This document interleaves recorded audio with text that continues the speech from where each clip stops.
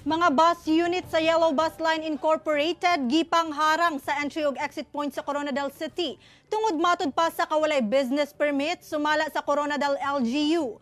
Apan gihingusgan sa kumpanya nga dili nila kinahanglan og business permit aron makapadayon sa ilang operasyon. Ani ang report.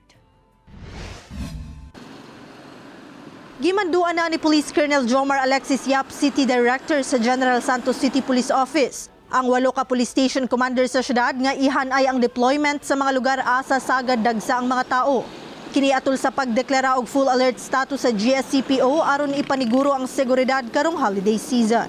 I-maximize yung deployment of personnel natin.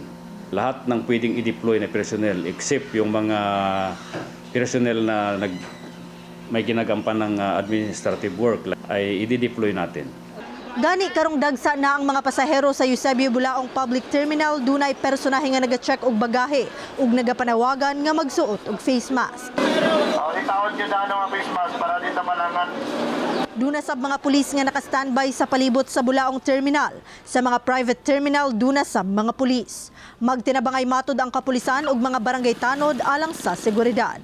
Every barangay nagtalaga po tayo ng pulis doon para kasama ng mga barangay tanods natin para magbabantay doon. Sila yung kasama ng mga barangay councils natin doon na magmomonitor din sa mga respective area of responsibility nila.